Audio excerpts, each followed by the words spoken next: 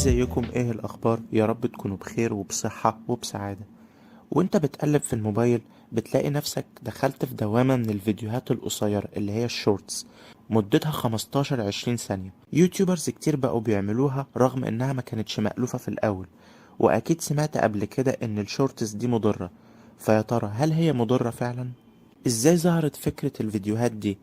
مؤسس شركة بايت دانس اللي هو تشانج ييمن عمل أكتر من تطبيق للموبايل، لكن كل مرة كان بيفشل، لحد ما في سنة 2016 عمل تطبيق اسمه دوين. فكرته إن الناس تصور فيديوهات قصيرة، يقدروا يسرعوا الفيديو، يبطئوه، يغيروا الفلتر، يحطوا موسيقى، وحقق نجاح في الصين. ولما قرروا يدخلوا السوق العالمي قررت شركة بايت دانس انها تشتري ميوزيكلي، وده برضو كان تطبيق صيني، وده سهل الصفقة شوية ما بينهم. وشركة بايت دانس اشترت شركة ميوزيكلي بحوالي من 800 مليون دولار لمليار دولار. ونتيجة كده ظهر التطبيق اللي الناس كتير مدمناه، وهو التيك توك، حبيب الملايين. كان في الأول برنامج عادي لحد ما جت كورونا، والناس قعدت في البيت ومش لاقية حاجة تعملها. كله بقى يصور فيديوهات على التيك توك، اللي بيصور كوميدي، واللي بيصور أغاني، واللي بيصور طبخ، واللي بيصور حيوانات أليفة.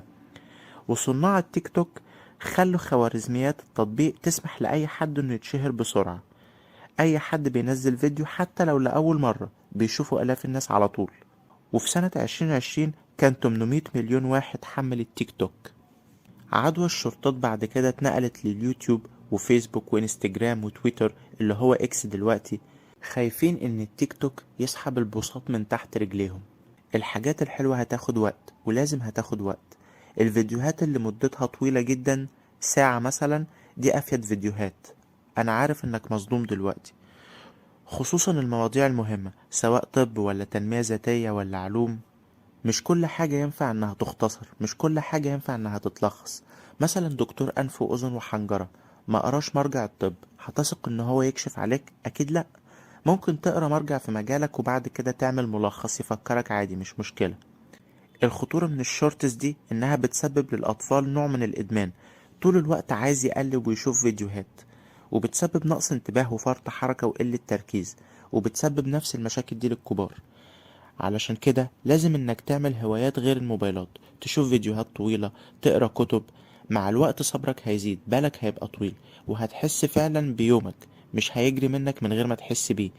بالنسبة للطفل، يخرج يقرا كتب، والأحسن انه ما يمسكش موبايل اصلا، ولو هيشوف حاجة يكون على موبايلك وما تكونش فيديوهات شورتس. موضوع الفيديوهات القصيرة ده الصراحة قلقني جدا، حاسس انه هيأثر على صحة الناس النفسية. مع الأسف اتعودنا ان كل حاجة تيجي بسرعة، ما بقاش في صبر. شكرا جدا، واشوفكم على خير الحلقة الجاية. كل الصحة، كل السعادة.